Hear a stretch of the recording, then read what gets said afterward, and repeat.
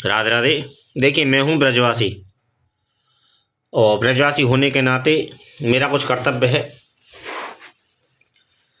और कर्तव्य होने के नाते कुछ मुझे ड्यूटी मिली हुई है। और देखिए, मैं इन बातों को कहना पसंद नहीं करता, लेकिन फिर भी मुझसे ये आज्ञा है, ठाकुर की आज्ञा है।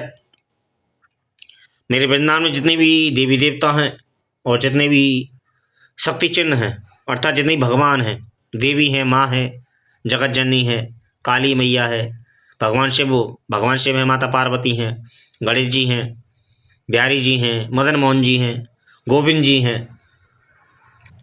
रंगनाथ है, सभी इस समय कुछ अलग प्रतिक्रिया दे रहे हैं, क्योंकि मैं मंदिरों में जाता रहता हूँ अक्सर। मेरी डेली का रूटीन है, खास करके मैं 4-5 मंदिरों में डेली रूटीन जाता हूँ।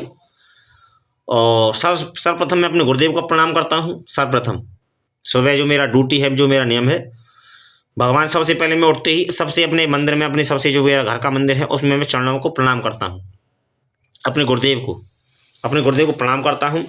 कि बस उसके बाद में फिर मैं श्री गणेश के पास में जाता हूँ। हमारे वृंदावन में एक मोटे गणेश मंदिर है, तो सबसे पहले मैं उसके बाद में फिर जाता हूँ। फिर उसके बाद में जब दोपहर की मेरी पूजा आरंभ होती है, तो सर्वप्रथम मैं गुरुदेव स्नान करके और स्नान करने के बाद में तो सर्वप्रथम मैं अपने गुरुदेव को प्रणाम करता हूँ, गुरुदेव का गुरु चालीसा का पाठ करता हूँ। और उनके बाद में फिर मैं गुरुदेव का स्मरण करके माँ जगत जननी माता काली के पास में जाता हूँ। उसके बाद में फिर मोटे गणेश, वो क्या कहते हैं, गोपेश्वर महादेव जो है और माता पार्वती जो हैं, वहाँ जाता हूँ। उसके बाद में फिर बजरंगबली, सिंहपुर हनुमान हमारे, उनके पास में जाता हूँ।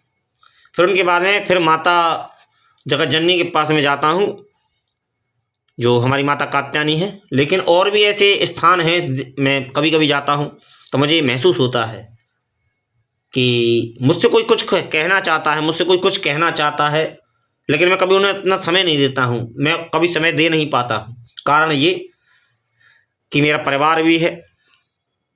मुझसे बार बार कुछ लोग इशारा करते हैं, और इशारा ये है, गुड़ शब्दों में कहें या फिर सरल शब्दों में कहें, कि यहाँ हाजिरी लगनी है वृंदावन में हाजिरी लगनी है कुछ और सभी लोगों की लगनी है। वृंदावन में सभी लोगों की हाजिरी लगनी है। और जो लोग जिनके पास में घूमने का प्लान होता है वो तो हाजिरी दे देते हैं, लेकिन उनके पास में घूमने का प्लान होता है। कहना मैं ये चाहता हूं कि जितने भी वृंदावन के स्थान है इस समय वैसे तो जागृत हैं और सदा जागृत थे, लेकिन आज कुछ अधिक जरूरत से ज़्यादा जागृत हैं, क्योंकि कहीं ना कहीं कलयुग का जो भार है वो अधिक बढ़ चुका है, कलयुग का भार। और प्रकाश एआई के कारण प्रकाश और अंधकार में फर्क नजर नहीं आ रहा है, एआई के कारण, क्योंकि पीछे अंधकार खड़ा हुआ है, एआई ने उसको ढक दिया है। एआई ने जो पीछे हमारे शत्रु खड़ा हुआ है उसको ढक दिया है। और आज के लिए इतना ही।